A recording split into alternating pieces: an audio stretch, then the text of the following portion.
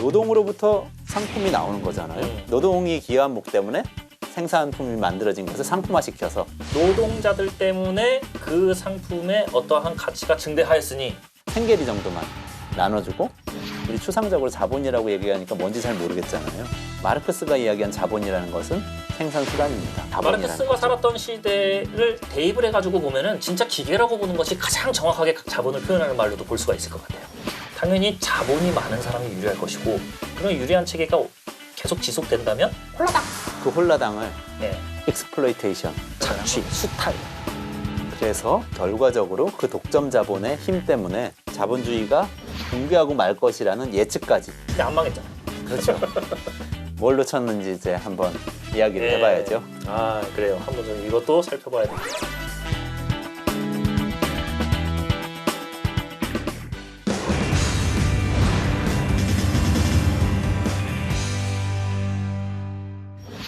한마디로 요약을 하면은 네. 자본주의에 대해서 비판을 하는데요. 네. 그 비판을 상품과 자본으로부터 출발해서 비판을 합니다. 그리고 상품과 자본이 구동되는 자본주의의 이 시스템 때문에 결과적으로 자본주의가 붕괴하고 말 것이라는 예측까지 이어지는 책이 자본론입니다. 네, 좀 더 설명이 필요할 것 같습니다. 우선 처음에 이해를 해야 될 것은 우리가 전에 애덤 스미스나 리카도 얘기할 때 나왔던 용어인데요. 네. 노동가치설입니다. 노동가치설 네. 얘기했었죠. 네. 노동가치설이라는 것은 우리가 뭔가 물건을 생산하는 것이 경제의 본질인데 네. 생산을 할 때 생산에 기여하는 것은 노동이다. 네, 그러니까 그렇죠. 생산량이라는 것은 투여한 노동량에 따라서 결정이 된다. 이게 노동가치설입니다. 예. 근데 마르크스가 발견한 것은 이 노동가치설에서 발견한 문제인데요. 자, 노동으로부터 상품이 나오는 거잖아요. 그 상품이 팔리는 거잖아요. 그러면은 이 상품이 팔린 가격은 다 노동자들한테 귀속이 돼야 되는 거 아닌가요? 노동자들 때문에 그 상품에 어떠한 가치가 증대하였으니 그 가치 증대로 얻어진 이유는 당연히 노동자에게 귀속되어야 한다. 논리적으로는 그게 맞지요. 그렇죠. 예. 그런데 실제 주변을 둘러보니까 그렇지 않다는 거예요. 그래서 그렇지 않죠. 노동자들을 보니까 노동자들한테는 생계에 필요한 돈을 임금으로 주지 자본가들이 절대 노동이 기여한 만큼을 임금으로 주지 않더라는 겁니다. 그래서 그걸 관찰하면서 논리를 정립한 게 잉여가치론이 거기서 나오는 건데요. 노동가치설에서 잉여가치론으로 이제 발전하는 겁니다. 리카르도의 노동가치설에서 마르크스의 잉여가치론으로 이제 옮겨갑니다. 그렇죠. 예. 그건 그러니까 핵심은 노동가치설에 있는 이 노동의 가치 분배라고 하는 측면에서 리카르도가 얘기했는데 현실에서는 이 노동의 가치 분배가 완전 잘못되고 있다. 그걸 지적을 한 거죠. 네, 맞습니다. 노동가치설을 인정한 다음에 올라간 건데 그렇죠.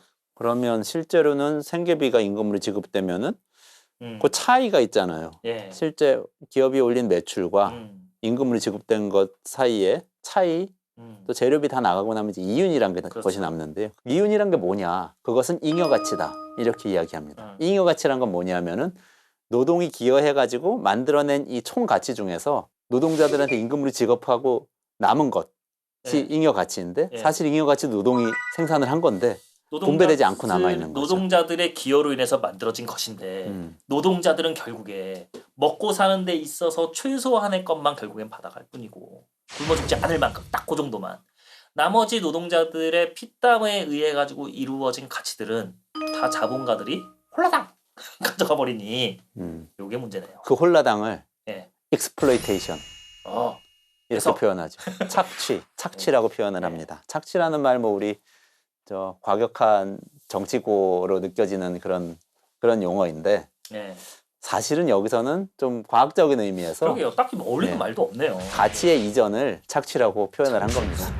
예, 수탈 좀 더 심하네. 그러네. 스타일 그러니까 일제시대 생각나고. 결과적으로 그러니까 예. 요약하면은 자본가들이 노동이 기여한 목 때문에 생산품이 만들어진 것을 상품화시켜서 시장에서 가치를 실현한 다음에 그 실현된 것 중에 노동에게는 생계비 정도만 나눠주고 나머지를 이 초과 이윤으로 취하는 것. 그것이 잉여가치이고 그 과정이 착취다. 이렇게 설명한 거죠. 마르크스는 그 당시의 자본주의 사회를 이렇게 바라봤다는 것이죠. 맞습니다. 그리고 사실상 맞는 측면이 있습니다. 그 당시의 그 자본주의는 이러한 구조가 분명히 존재하고 있었으니까요. 그렇죠. 근데 뭐 여기 문제가 하나 있는데 왜 근데 노동자들은 자기가 생산한 가치를 다 안 받고 있었을까요? 잘리니까. 글쎄요. 그러면 잘리는 거 아닙니까? 지금 뭐 현대 사회에서도 숱하게 보는 거잖아요. 예, 뭐 모든 걸 요구하면 대체 인력들이 넘쳐나니까 박 큰 거라도 선생님이 받아야 된다, 이렇게 박 선생님이 그 시대에 태어나셨으면 마르크스가 되셨을지도 모르겠어요. 지금 저는 말씀하신 자본가가 되고 개념이 싶어요. 근데 지금 말씀하신 개념이 마르크스가 이야기한 산업 예비군이란 개념입니다. 예, 그러니까 다 언제든지 들어와서 일할 노동력이 있기 때문에 예, 자본주의 사회는 구조적으로 그 사람들을 유지하게 되고 네. 산업 예비군을 유지하게 되고 그 사람들로 인해서 노동자들이 최저임금만 최저 생계비만 받으면서도 계속 일을 해야만 되는 상당히 종속적인 상태에 놓이게 된다. 그렇죠. 그런 거기에서 이야기입니다. 뭔가를 더 요구하게 되면 그 즉시 생존의 위협을 받게 되는 존재로 빠질 수밖에 없는 극도로 나약한 존재가 바로 노동자 계급이다. 그렇기 때문에 자본가 계급은 반드시 그 산업 예비군을 일정한 수준으로 유지해야 된다. 예. 요즘 말로 하면은 실업은 자본주의 사회에선 필연적이다. 이렇게 이제 이야기를 하는 겁니다. 예, 근데 우리가 지금 계속 노동자에 대해서 얘기를 했는데 예. 이 책 제목이 뭡니까? 자본론이죠. 그렇죠. 자본에 대해서 사실 이야기를 예. 하려고 이걸 까는 겁니다. 예. 그러고 나서 이제 계속해서 이제 얘기를 좀 진척시켜 보죠. 예. 그러니까 그 다음 이야기 뭐냐면은 이 착취라는 게 도덕적으로 나쁘고 이런 걸 떠나서 네. 기본적으로 자본주의 사회를 발전시키는 동력이 되는데 네네. 그게 뭐냐면 잉여가치가 생기잖아요. 자본가가 취합니다. 네. 그러면 이게 다시 재투자돼 가지고 계속 증식을 합니다. 이런 방식으로 자본이 축적되고 형성되고 축적이 된다는 거예요. 그게 바로 자본주의가 발전해 나가는 확장돼 나가는 그 과정인데요. 네네. 그 자본이란 것은 우리 추상적으로 자본이라고 얘기하니까 뭔지 잘 모르겠잖아요. 그렇죠. 그냥 뭐 돈 이렇게 생각을 하면은 딱히 내용이 다 안 들어오는 경우도 많죠. 마르크스가 이야기한 자본이라는 것은 생산수단입니다. 생산수단. 생산수단이라는 것은 기계 같은 것이에요. 아, 우리 생산재, 소비재 이렇게 나눠가지고 많이 설명을 예, 하잖아요. 예. 그러니까 기계라든지 뭐 재료라든지 이런 것들은 우리가 다른 물건을 만드는데 투입해서 쓸 수 있는 예. 생산재고 그렇죠. 소비재는 뭐 빵이라든지 뭐 전자제품, 뭐 냉장고라든지 이렇게 우리가 그냥 사용하고 없어지는 네. 것들이죠. 최종 소비재들이죠. 그 생산재에 해당되는 것들이 자본이라는 마르크스가 거죠. 살았던 시대를 대입을 해가지고 보면은 진짜 기계라고 보는 것이 가장 정확하게 자본을 표현하는 말로도 볼 수가 있을 것 같아요. 예. 그렇습니다. 예. 요즘은 뭐 여러 가지 기술이라든지 여러 가지가 예. 많이 있지만 당시에는 네. 공장이 생기고 공장과 기계를 소유한 사람이 자본가인. 예. 그렇게 이제 정의를 할 수 있으니까 자본은 곧 기계고 공장이다. 이렇게 얘기할 수가 있는 거죠. 예. 그래서 그 자본을 계속 투여를 해가지고 그 자본을 통해 가지고 계속해서 확장되는 것이 자본주의다. 그렇죠. 경제가 커지는 것이 자본주의다. 진짜로 그게 계속 커집니까? 그러니까 투여하면? 이제 그게 이제 자본론이 사실 자본주의의 본질을 상당히 많이 밝힌 측면이 있는 거예요. 자본의 축적이라는 측면에서 이 자본주의를 설명을 한 건데 우리 전에 살펴봤던 케인즈라든지 이런 사람이 이야기하는 것과도 약간 일맥상통하는 부분이 있어요. 또 거시경제학자들이 이야기하는 것과도 자본 스탁이 증가하는 것이 이제 자본주의에서의 경제 발전의 중요한 요소라고 이야기하는 거거든요. 그런데 이제 문제가 생깁니다. 자본이 계속 자기 증식을 하다 보면은 막 커지다 보면은 독점이란 게 생겨요. 자본이 자본을 증식하는데 유용한 자원으로서 쓰이는 체제라면 당연히 자본이 많은 사람이 유리할 것이고 그런 유리한 체계가 계속 지속된다면 독점 자본이 나오겠지요. 그렇죠. 예. 근데 독점 자본이라고 해서 이윤을 늘리고 싶은 이 자본 원래 자기 증식 욕구가 꺼지지 않습니다. 계속 있어요. 그러니까 점점 확장하기 위해서 점점 더 많이 생산을 하려고 하는 그런 속성을 띠면서 동시에 그래야 잉여 가치가 많이 생기니까. 그렇죠. 잉여 가치를 늘리기 위해서. 근데 또 잉여 가치 늘리려면 한 가지를 더 해야 되는데 덜 줘야 돼요. 임금을 덜 줘야 되는 거죠. 많이 남기려면은 쓰는 돈을 줄여야 된다. 네, 쓰는 돈 줄이고 버는 돈 키우고 이러면 많이 남는 거잖아요. 아, 무섭네요. 점점 그렇게 할 수 있는 힘이 커지는 거예요. 독점이 될수록. 그래서 결과적으로 그 독점 자본의 힘 때문에 공황이 생긴다고 이야기를 합니다. 아, 이 사람도 또 공황을 또 얘기를 했어요. 네. 왜 그러냐면은 생산은 많이 할수록 좋으니까 생산 능력을 많이 키워놓잖아요. 근데 임금은 계속 적게 주려고 하잖아요. 그럼 갭이 생깁니다. 근데 생산한 걸 누가 사줘야지 이 자본이 자기 증식하는 거잖아요. 근데 임금을 계속 잡아두면은 소비할 능력은 커지지 않습니다. 사회 전체적으로. 그러니까 과잉 생산 문제가 생기고 과소 소비 문제가 생깁니다. 그러면 기업 자체도 더 자본을 증식할 수 없는 상태가 되어버리는 거예요. 야, 우리가 위기의 경제학자들 진행하면서 숱하게 나왔던 대공황. 야, 여기서도 이제 얘기가 또 나오고. 굉장히 정확하게 짚으면서 정확하게 예언한 것 같기도 합니다. 네. 예. 근데 이게 재밌는 포인트가 있어요. 이전에 네. 마르크스 시전 이전에 뭐 봉건 시대나 뭐 노예제 사회에서의 경제 위기라고 하면 그게 뭡니까? 대기근이나 이런 그렇죠. 거거든요. 예. 먹을 것 자체가 없어요. 응. 그게 위기입니다. 예. 근데 대공황이라는 위기는 생산은 막 되는 거예요. 공장은 다 있는데 네. 사람들이 돈이 없어가지고 사질 못하는 거거든요. 풍요 속의 빈곤이라고 하죠. 그렇죠. 예. 지금 현대의 이 여러 경제 위기도 사실 비슷하거든요. 예. 그러니까 그런 부분을 탁 집어서 얘기한 거죠. 생산은 많이 되고 소비할 능력은 없어서 그 네. 계획 때문에 생기는 게 공황이고 사람들이 못 사니까 기업도 이익을 못 내서 자본 축적 시스템 자체가 붕괴한다. 뭐 이렇게 그 설명을 한 거죠.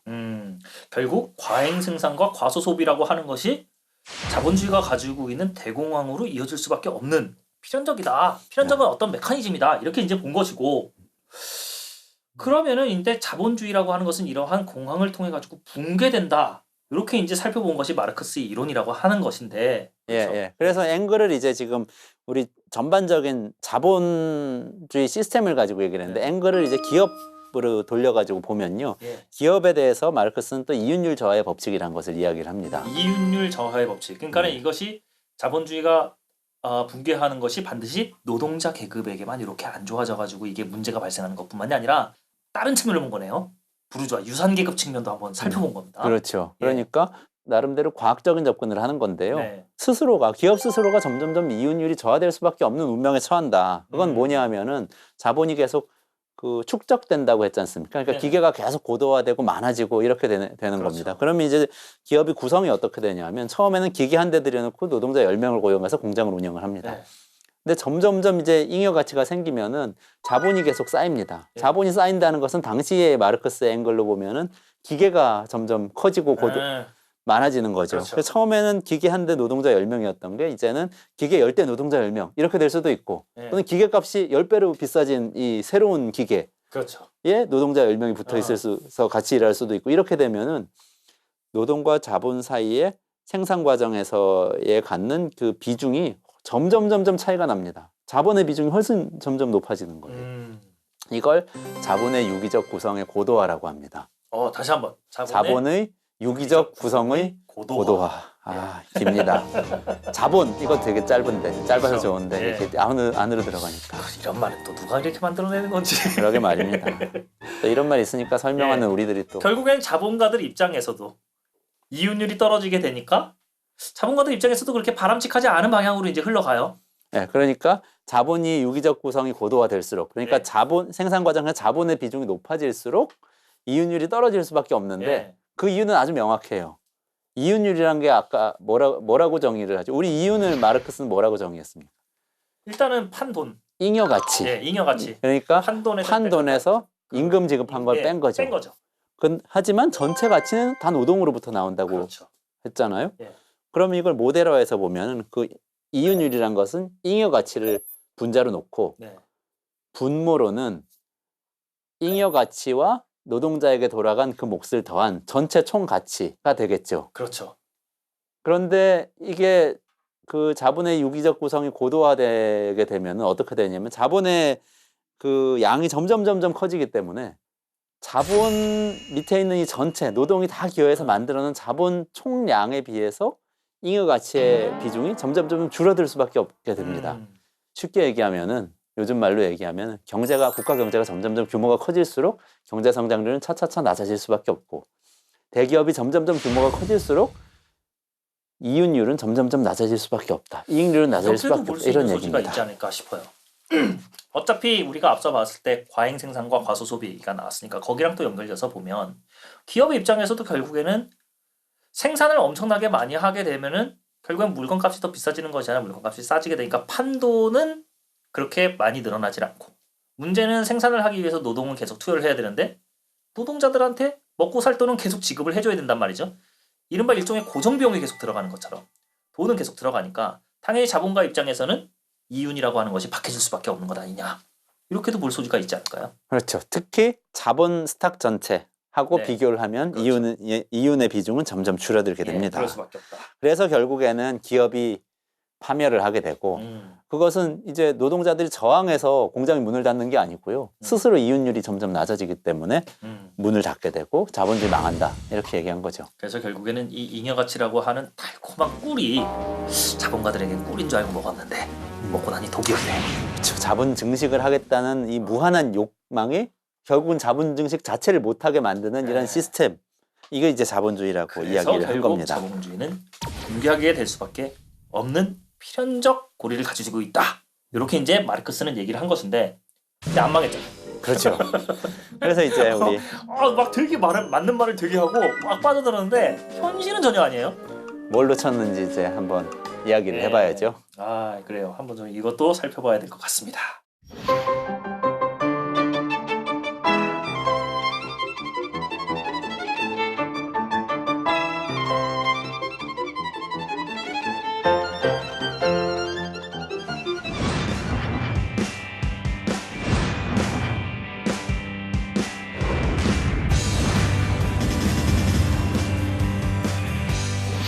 아까 얘기한 것처럼 자본주의라고 하는 것이 마르크스는 망한다, 붕괴한다, 올락한다 이렇게 봤어요. 그런데 이게 이제 망하지 않은 거 요것부터 이제 얘기를 한번 좀 해봐야 될 것 같습니다. 예. 그 망하지 않는 이유를 우리가 지금까지 이야기했던 사람 중에서 다른 경제학자 한 명의 이야기를 빌려서 할 수 있을 것 같아요. 우리가 여태까지 쭉 봐왔던 경제학자들. 네. 예. 저는 제일 먼저 떠오르는 사람이 슌페터입니다. 슌페터. 그러네요. 예, 슌페터 무슨 이야기를 했었죠? 기업가 정신. 그렇죠. 예. 기업가 정신과 기업가라는 사람들이 만들어낸 혁신이 혁신, 창조적 파괴. 그렇죠. 예. 창조적 파괴 혁신 이거 자체가 경제 발전에 엄청난 기여를 한다고 이야기를 했습니다. 그렇네요. 마르크스는 그러한 기업가들의 혁신적 사고 여기에 대해서는 전혀 가치를 인정하지도 않고 언급조차 하지 않은 것 같아요. 네, 그걸 사실은 간과한 부분이 있는 거죠. 노동가치설, 잉여가치설에서 이제 정교하게 이야기를 했지만 네. 여기에 더해서 혁신이나 기업가 정신이 갖는 역할에 생산에서 갖는 역할은 언급이 없었던 겁니다. 야, 어떻게 보면은 마르크스의 이론이 애시당초 시작할 때부터 가지고 있었던 한계점 같기도 합니다. 관념론을 완전히 저버리고 유물론을 받아들이면서 눈에 보이지 않는 요소를 빼먹을 수밖에 없는 뇌구조를 가져버리게 된 게 아닌가라는 생각이 들기도 해요. 그렇죠. 그러니까 이윤을 만들어내는 원천이 원래 노동자만이라고 이야기했던 것 자체가 어떻게 보면 스스로 좀 발목을 잡은 측면이 있어요. 네. 마르크스가 꼭 그렇게만 생각했다고 말하기는 어려운데 출발이 그랬기 때문에 발목이 잡힌 측면이 있는데 사실은 알고 보면은 노동자들 그 계속 착취를 당한다는 노동자들 중에서 지금 선진국의 노동자들 같은 경우에는 생활 수준이 사실은 엄청나게 많이 좋아졌죠. 그렇지요. 그것이 이제 여러 가지 마르크스의 근데 그 덕택으로도 볼 수 있지 않을까요? 어떤 의미에서는 노동자들의 삶의 피폐함에 대해서 이렇게 또 얘기를 하고 자본주의 붕괴를 예고를 하니 그에 대한 반대급부로 노동자의 삶을 좀 더 살펴줘야 되지 않느냐라고 하는 사상이 또 꼽힌 것 같기도 하고 덕인 것 같기도 하면서 어느 정도는 마르크스 이론의 모순점으로 보이기도 하는 양면성이 있는 것 같습니다. 현대사회가. 사실은 그런 측면이 있죠. 그러니까 서유럽의 복지가 왜 발전을 했는지에 대해서 연구하는 학자들 중에서 네. 사회주의와의 체제 경쟁 때문에 그랬다 이렇게 생각하는 학자들이 또 상당히 있죠. 예. 사회주의 사회가 저 옆에 냉전 시대에 있었기 때문에 가까이에 있으니까 저 사회보다 뒤지지 않기 위해서 더 노동자들에게 더 좋은 복지를 해주면서 이런 체제가 만들어져 왔다 이렇게 그리고 이야기를 워낙 하죠. 자본주의의 붕괴를 과학적으로 분석을 해서 자본주의를 신봉하는 사람들이 그러면 자본주의가 안 망하려면 어떻게 해야 되지? 라고 해서 역으로 활용한 측면도 있지 않을까라는 생각이 들기도 해요. 그것 중에 이제 핵심적인 게 이런 겁니다. 그 주식회사라는 제도가 이제 네. 사실 핵심적인데요. 아까 우리 계급을 두 개로 나눠가지고 계속 마르크스가 분석을 했잖아요. 자본가하고 노동자가 있는 거죠. 자본가 누구냐면은 생산수단을 소유한 사람들이잖아요. 네. 자본을 소유한 사람들. 그런데 예를 들면 지금 세계에서 가장 잘 나가는 기업이 어딜까요? 애플 같은 기업을 한번 보죠. 시가총액은 이제 1등인 것 같더라고요. 그렇죠. 예. 애플은 기업이니까 자본이잖아요. 예. 그걸 누가 소유하고 있죠? 자본? 주주? 자본가가 누구죠? 애플을 지배하고 있는 자본가. 글쎄요. 적어도 저는 아니에요. 또 스티브 잡스도 애플의 주인은 아니었어요. 그래요. 맞아요. 그 애플의 주식은 전 세계에 흩어져 있습니다. 그렇죠. 미국의 많은 투자자들이 가장 많이 가지고 야, 있는데요. 거기다가 우리나라랑은 또 다른 게 저는 애플의 대주주가 누구인지도 들어본 적이 없네요. 그렇죠. 국민연금, 우리의 국민연금도 애플의 주식을 갖고 있어요. 그러니까 그래요? 우리가 국민연금 가입하고 있다면 우리 애플 주식을 조금씩 갖고 있는 셈입니다. 미국에서도 주로 이제 노동자들이 많이 가입하는 퇴직연금이라는 게 기업마다 있는데요. 애플 같은 주식 다 사가지고 가지고 있습니다. 그렇죠. 뭐 잘 나가는 좋은 기업이니까. 그렇죠. 그러면 결국에는 누가 애플의 자본가냐 하면 노동자들이 애플의 자본가가 되는 거죠. 노동자들이 월급을 그런 조금씩 식으로 될 털어가지고 수도 있겠네요. 애플의 주식을 사면서 주주인. 예. 막 이게 섞여 있는 거죠. 예. 그러니까 이제 마르크스는 자본가 노동자 두 개의 계급으로 양분을 해서 분석을 했는데 현대에서 그게 안 맞군요.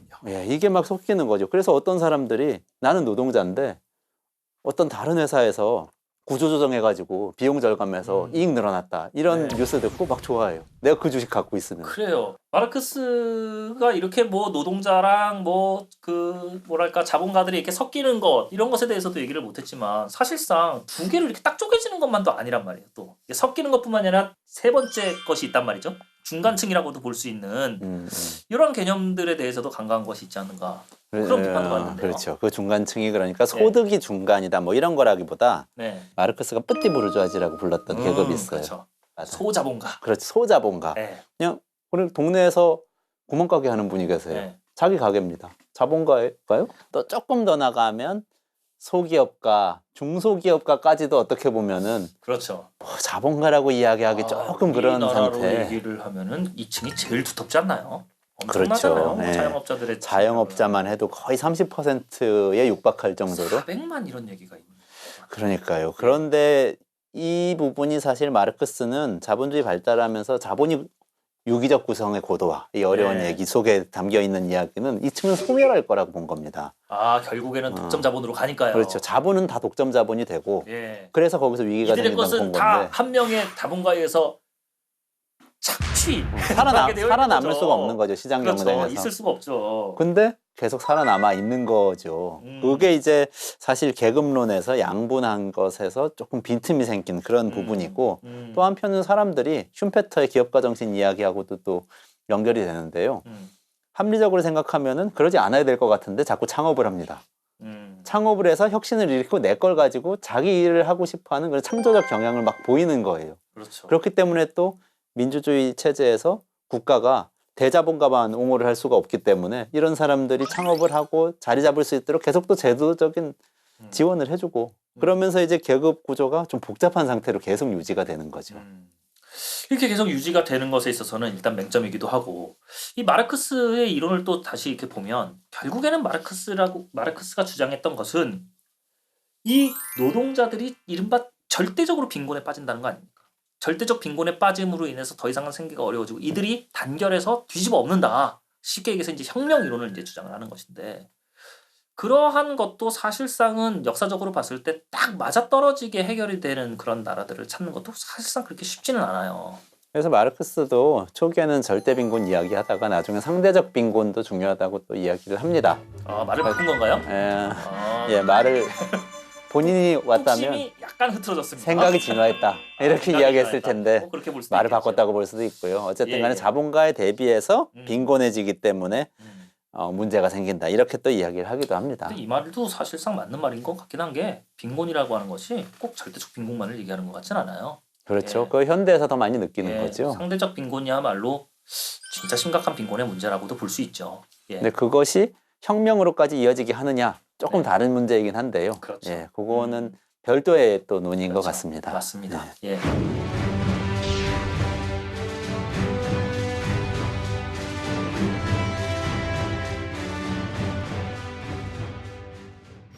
그럼 마르크스가 만약에 이제 우리 사회로 이렇게 돌아와가지고 환생을 한다면, 살아난다면, 그럼 이 사회를 보고서 어떤 표정을 지을지가 굉장히 궁금합니다. 자기 말대로 안 돼서 굉장히 다행이라고 생각할지, 억울한 속담을 질지, 아니면은 자기 말대로 되지는 않았지만 결국에 상황은 하나도 변하지 않았다라고 판단을 할지 어떻게 생각을 할까요? 마르크스라는 사람은 예언자나 예측가가 아니고요. 아주 냉철한 분석가이고 실천가인 것 같습니다.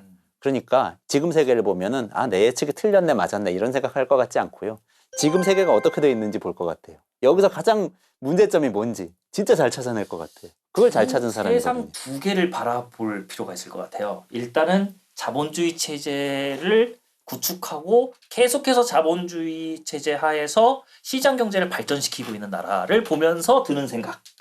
또 하나는 자신의 뜻을 따라서 노동자들이 혁명을 통해서 결국엔 공산주의 사회주의 체제를 만든 국가들이 있었단 말입니다. 실제로 전 세계 절반의 국가들이 말이에요.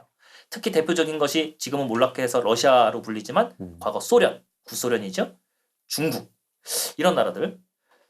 뭐 지역적으로는 뭐 지금도 사회주의 체제를 유지하려고 하는 무슨 쿠바라든지 북한은 좀 논외로 하죠.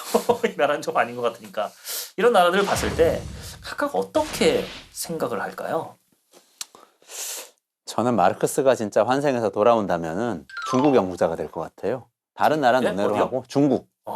중국이라는 이 우리가 흔히 이야기하는 사회주의 시장 경제라고 네. 이야기도 하고 공산당이 지배하는 자본주의 사회 이렇게 이야기하기도 세상에 하는데 태어나서 듣도 보지도 못한 굉장히 독특한 경제 체제입니다. 그런데 어떻게 보면 공산주의가 이야기했던 것들을 다 체화해가지고 시장 경제 체제 안에서 운영을 막 하고 있는 것이기 때문에 지적으로 보면 마르크스가 굉장히 이 중국 체제라는 것이 어떻게 이렇게 운영되고 있을지 그 원리를 굉장히 잘 찾았을 것 네. 같고요. 그것으로부터 사실 비판적인 입장을 좀 많이 취했을 것 같아요. 왜냐하면 마르크스가 이 모든 이야기를 한 시작은 라인 신문 만들고 폐간당하지만 압제적인 이 정부에 대해서 비판을 하면서 생각이 형성되기 시작했고 예. 프랑스에 가가지고 혁명의 기운을 받으면서 이 핍박받고 가난한 사람들이 뭔가 일어나가지고 이 정부를 바꾸고 세상을 바꿀 수 있구나 이런 생각하면서 이 이론이 이렇게 쌓아온 사람이기 때문에 독재국가 이런 거는 마르크스도 자유주의자였을 수 있을 것 같아요. 한편으로는 그렇죠. 정치적으로는 굉장히 리버럴한 사람이었을 수 예. 있습니다. 음. 그러면 중국 그는 비록 별로 안 좋아해요. 프롤레타리아 독재를 얘기했지만 그 독재는 우리가 아는 독재랑은 다른 독재를 의미했던 거잖아요.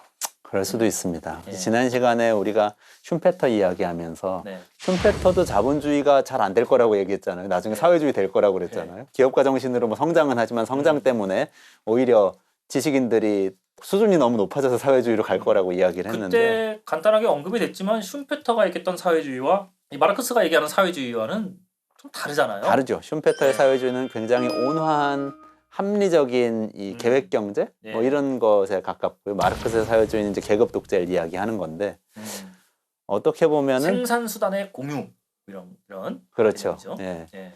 근데 어떻게 보면 마르크스가 실제로 공산주의 사회를 자기가 운영하는 입장이 된다. 예. 뭐 아까 리버럴하고 자유주의적이라는 성향에서 드러나는데 그랬다면 어떻게 보면 슌페터의 사회주의 같은 거를 실천에서는 그렇게 이야기하지 않았을까. 저는 통치자가 됐다면 그랬을 것 같다는 생각도 듭니다.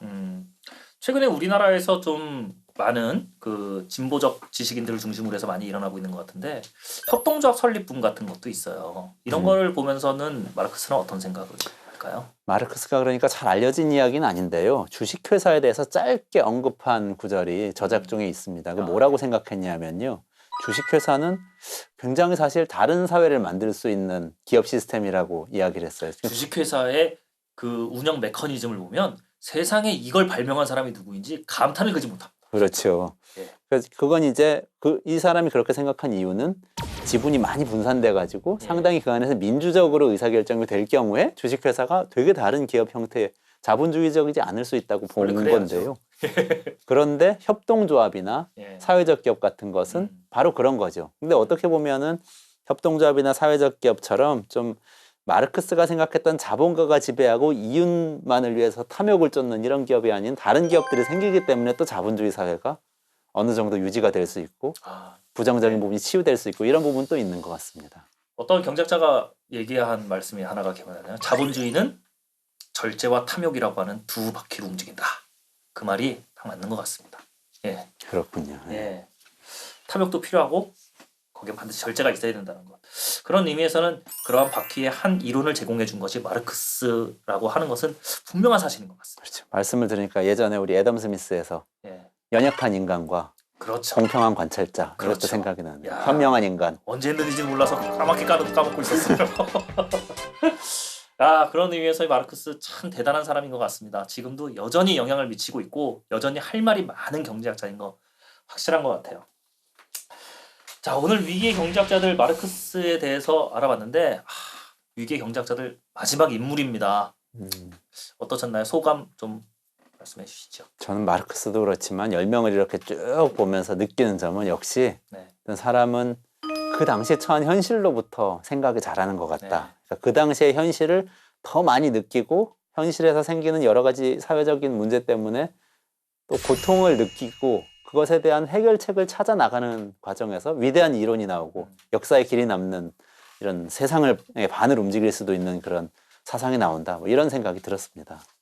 저는 좀 뭐라 그럴까요? 마르크스를 보면서 특히 우리가 위기의 경제학자들을 보면서 항상 마지막에 항상 하는 얘기인데 이 위기 경제학자들에 나왔던 모든 경제학자들이 다 과거에 있었던 경제학자들인데 첫 번째로는 다 이 사람들이 했던 말들이 현실에 다 반영이 된다는 거예요. 그게 일단 너무너무 놀랐고 두 번째는 근데 이 사람들이 이론을 전반적인 것을 다 알고서 이렇게 받아들이는 것이 아니라 한쪽 면만 보고서 굉장히 극단적인 칭송을 한다든지 극단적으로 폄훼하는 사람들이 너무나 많다는 게 좀 안타까운 것도 있는 것 같아요. 분명히 마르크스의 이론이라고 하는 것도 현대사회에서는 분명히 값어치가 있는 이론이고 좀 더 살펴봐서 발전시킬 부분도 충분히 있다. 좀 이렇게 균형을 갖추고 있는 이론이 만들어지는 데 있어서 꼭 필요한 사람이 아닌가 이런 생각을 들기도 합니다.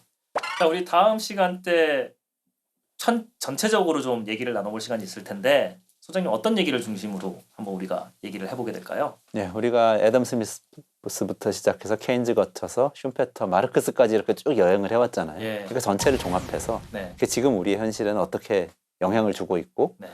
또 지금 어떻게 우리가 종합해가지고 머릿속에 정리해갖고 넣어야 되는지 이렇게 한번 정리하는 시간을 좀 가져봤으면 합니다. 야, 여태까지는 한 명 한 명 이렇게 따져봤다고 하면은 한꺼번에 총 복습하는 기념으로 해가지고 모든 사람들을 한꺼번에 살펴봐서 총체적으로 한번 살펴보는 시간도 너무 좋은 시간이 될 것 같습니다. 소장님의 말씀 너무 기대하겠습니다. 저도 기대됩니다. 네.